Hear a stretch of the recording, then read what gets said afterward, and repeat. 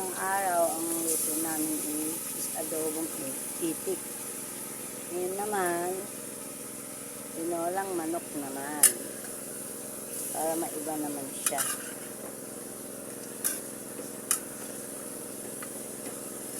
At magre-request pa yata ng magkaldereta. Tatry natin sa susunod na naman na araw.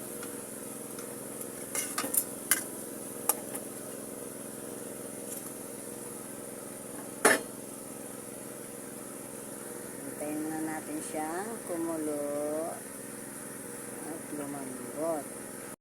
Ayan mga kabukid, luto na po yung ating tinola. Ayan.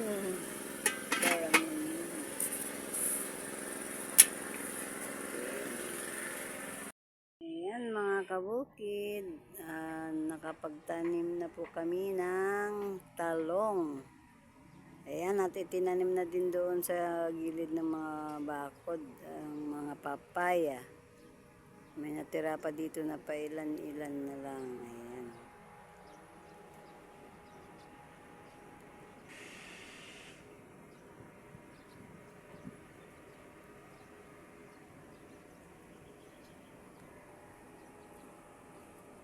Ayun yung mga bata. Kasama namin nagtatanim.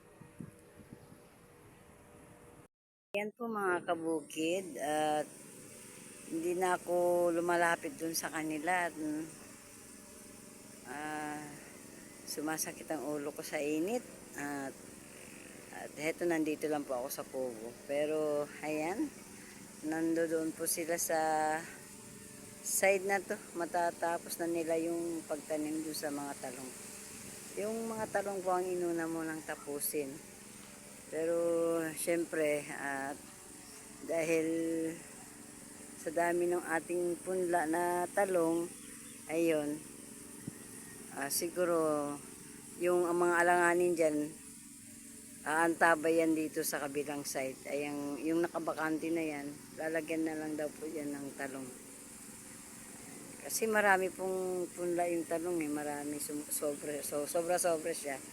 So mayroon lang siguro matitira, pinakaano na lang niya, panghuli kung sakasakali man may mamamatay sa ating nakatanim. Ayun, si Kuya Eddie, nagbabasa siya ng mga naitanim, sinasabayan niya ng bibig. At kahit po basa na yung lupa, binabasa na rin po niya yung lupa. Pero syempre, kailangan pa rin basain yung pinakatudling sa may loob sa butas ng plastic mulch.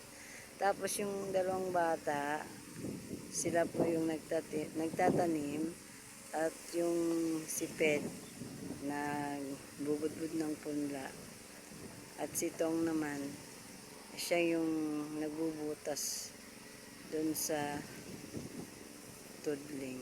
Okay, hanggang mamaya po uli, abangan po natin ang susunod na video.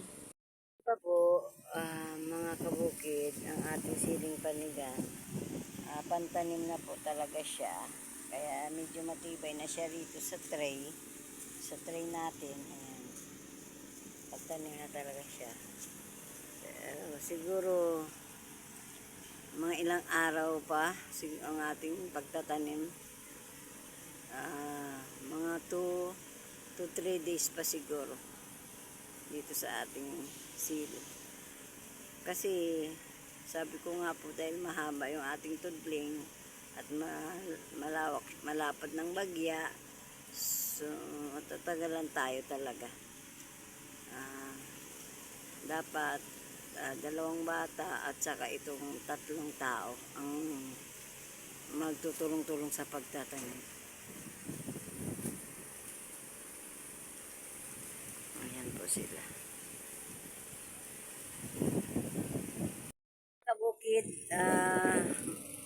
hanggang dito na lamang po ang aking mga video sa maghapon. Ibig ko po sabihin sa mula kanina tanghali po hanggang ngayong maghapon. Update po tayo ngayon sa pagbibideo natin. So, maraming salamat na lamang po sa inyong mga suporta. Kita-kita po tayo muli sa susunod na video. Sana po pagpalain tayo ng Panginoon. Iingatan tayo sa ating mga hanap buhay, sa ating pagbabiyahe dyan sa ibang bansa, dito sa atin. Sa mga kababayan ko, mag-iingat po kayo. Ayan, maraming salamat po ulit. At nandito na lamang. Bye-bye! Happy lang!